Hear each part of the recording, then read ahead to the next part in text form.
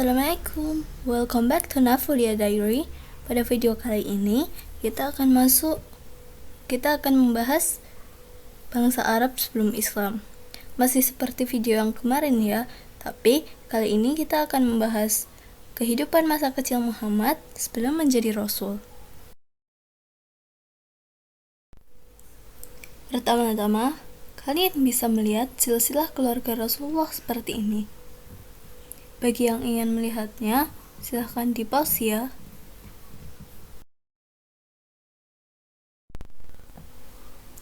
Yang pertama nih, nasab dan keluarga Rasul.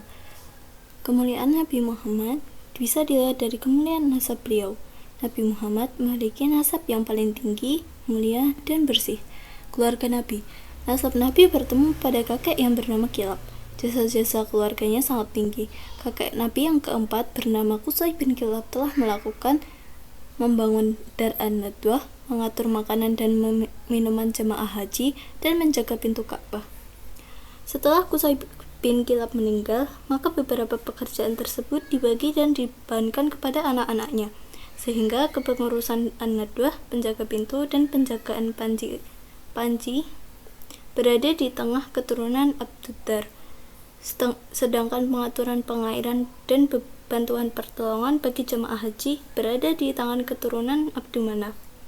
Kakek Nabi, yaitu Hashim bin Abdul Manaf, berkhidmah pada bagian bantuan pangan dan minuman serta pertolongan bagi jemaah haji, dan telah menjadi kebiasaan suku Quraisy untuk berpergian dagang pada musim panas dan dingin. Selanjutnya, tugas menyediakan makanan, minuman, dan bantuan bagi para jemaah haji diteruskan oleh kakek Rasulullah yang pertama, yaitu Abdul Muthalib, yang sebelumnya dipegang oleh Hashim. Abdul Muthalib banyak berjasa dalam menyelesaikan kesulitan-kesulitan dalam penyediaan air bagi jemaah haji.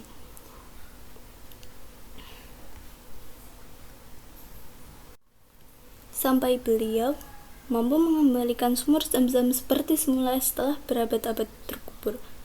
Oleh sebab itu, beliau menjadi orang terpenting di wilayah Makkah, sehingga tersebarlah ketenarannya di seluruh kabilah dan suku-suku Jazirah Arab. Pada masa Abdul Muthalib sendiri, terjadi kejadian yang sangat penting, yaitu perang yang dilancarkan oleh Abrahah al-Habasyi untuk menghancurkan Ka'bah, yang dikenal dengan peristiwa gajah. Allah telah menggagalkan segala upaya Abrahah al-Habasyi, sehingga bertambahlah kedudukan Baitullah al-Haram di seluruh jiwa penduduk Makkah, sekaligus semakin bertambah kuat kedudukan suku Quraisy dalam pandangan mereka. Pernikahan bapak Nabi, Abdullah, yaitu ayah Nabi, menikah dengan Aminah pada usia 24 tahun. Setelah menikah, Abdullah pergi meninggalkan Makkah menuju negeri Syam untuk berdagang. Akan tetapi, dia tidak pernah kembali pulang karena dia wafat di Madinah dalam perjalanan pulang dari Syam. Lalu bagaimana nih dengan kelahiran dan pertumbuhan Rasulullah? Aminah melahirkan Muhammad di Makkah beberapa bulan setelah wafatnya Abdullah, yakni ayah Rasulullah SAW, pada hari Senin bulan Rabiul Awal tahun Gajah, yang bertepatan dengan tahun 571 Masehi. Rasulullah dilahirkan dalam keadaan yatim. Bergembiralah ibu dan kakaknya dengan kelahiran Rasulullah. Kemudian beliau diberi nama Muhammad.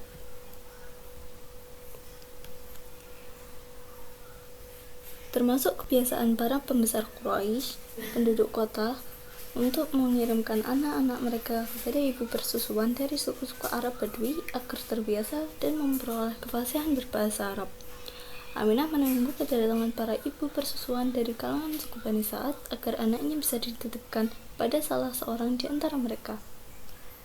Dan ketika itu, di antara salah seorang dari para ibu persusuan itu ada yang bernama Halimah Az-Sa'diyah yang telah tertinggal oleh teman-temannya untuk mengambil anak-anak untuk disusui, sehingga dia tidak mendapati kecuali seorang Muhammad yang merupakan anak yatim. Akhirnya dia membawa Muhammad dengan perasaan terpaksa, karena dia tidak suka jika dilihat kembali ke kampungnya tanpa membawa anak susuan. Keberadaan Muhammad membawa keberkahan baginya dan bagi keluarganya. Rasulullah SAW tinggal di sana sampai mencapai umur 4 tahun. Rasulullah kembali ke ibunya di Makkah dari perkampungan Bani Sa'ad. Kemudian selang beberapa lama, ibu beliau mengalami sakit dan meninggal di daerah Abwa. Ketika itu, beliau baru berumur 6 tahun, sehingga jadilah Muhammad seorang anak yatim tanpa ayah dan ibu. Setelah ibu beliau meninggal, beliau dirawat oleh kakeknya selama 2 tahun.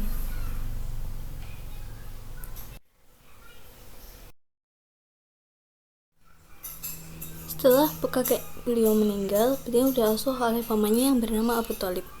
Pada saat umur Muhammad mencapai 12 tahun, paman beliau pergi ke Syam untuk berdagang. Nabi Muhammad ingin pergi ke Syam bersama pamannya, tetapi dilarang karena khawatir beratnya perjalanan yang akan ditempuhnya. Namun pada akhirnya beliau tetap mendesak dan diperbolehkan.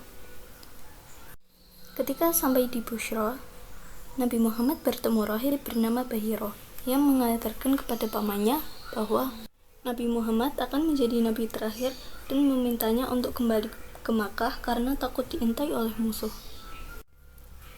Di saat usia beliau mencapai 15 tahun, terjadi perang Fijr.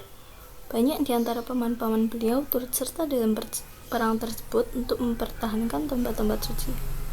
Saat usia beliau 20 tahun, terjadi peristiwa Hilf al-Fudul yang merupakan perjanjian antara para pemuka Quraisy untuk menolong orang-orang yang terzalimi dan memberikan apa yang menjadi haknya. Ketika umur beliau mencapai 25 tahun, beliau kembali berdagang ke Syam bersama rombongan dagang yang ditemani oleh Maisarah, pembantu Khadijah. Ketika kafilah dagang tersebut kembali dengan keuntungan yang banyak, Maisarah mengabarkan kepada Khadijah tentang apa yang dilihatnya dari sifat-sifat dan akhlak beliau yang mulia, sehingga hal tersebut membuat Khadijah terkagum. Lalu Khadijah pun melamar Rasulullah pada umurnya yang 40 tahun dan umur Nabi Muhammad 25 tahun. Lalu mereka menikah serta melahirkan putra-putri Nabi Muhammad yang bernama Al-Qasim, Abdullah, Ruqayyah, Zainab, Ummu Kulsum, dan Fatimah. Pada saat Nabi berumur 35 tahun, suku Quraisy mengadakan perbaikan Ka'bah setelah rusak tertimpa banjir yang melanda Makkah saat itu. Setelah selesai perbaikan Ka'bah, masing-masing dari kabilah Arab berebut untuk mendapatkan bagian yang mulia, yaitu meletakkan Hajar Aswad di tempatnya. Tidak ada kesepakatan bahwa orang yang pertama masuk Baitullah lah yang berhak memutuskan. Maka ternyata Rasulullah yang masuk pertama kali. Akhirnya, ketika orang-orang Arab tersebut melihatnya, mereka berkata, "Ini dia Al-Amin, kami ridho, dialah yang memutuskan." Akhirnya Rasulullah memutuskan untuk setiap kabilah. Rasulullah menyuruh mereka untuk menghadirkan selembar kain, kemudian Hajar Aswad diletakkan di tengah kain tersebut dan diperintahkan kepada masing-masing kepala suku Arab untuk memegang ujung kain tersebut serta mengangkatnya menuju ke tempat Hajar Aswad pada bangunan Ka'bah. Setelah sampai, barulah beliau SAW mengambil Hajar Aswad dari kain tersebut, lalu meletakkan Hajar Aswad tersebut di tempatnya pada bangunan Ka'bah. Dengan demikian, selesailah masalah tersebut dengan cara yang hikmah, semua merasa ridho dan selesai tanpa terjadi fitnah. Saat berumur 40 tahun, beliau melihat perbuatan-perbuatan yang buruk yang ada pada kaumnya, khususnya penyembahan terhadap berhala. Beliau tidak suka terhadap tersebut, hingga akhirnya beliau memutuskan untuk menyendiri dalam rangka beribadah dan merenung di sebuah gua yang terletak di Gunung Hira. Beliau berusaha menjauh dari keramaian manusia sekaligus menjauh dari dosa-dosa, sampai Allah menurunkan wahyu kepadanya sekaligus mengutusnya kepada seluruh alam sebagai pemberi kabar gembira, pemberi petunjuk, dan pemberi peringatan.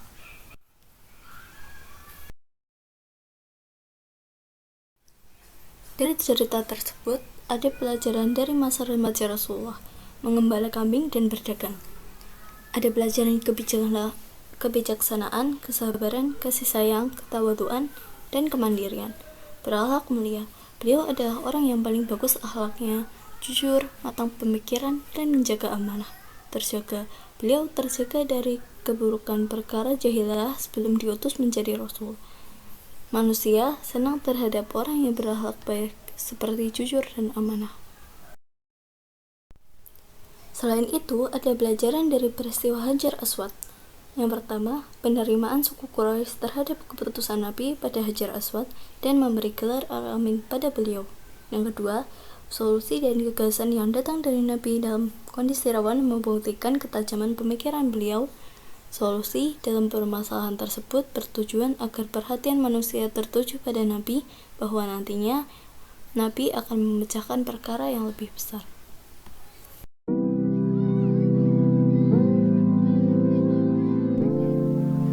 Okay, that's it for today. Thank you so much for watching. Don't forget to click like and subscribe, and I'll see you guys next time. Bye!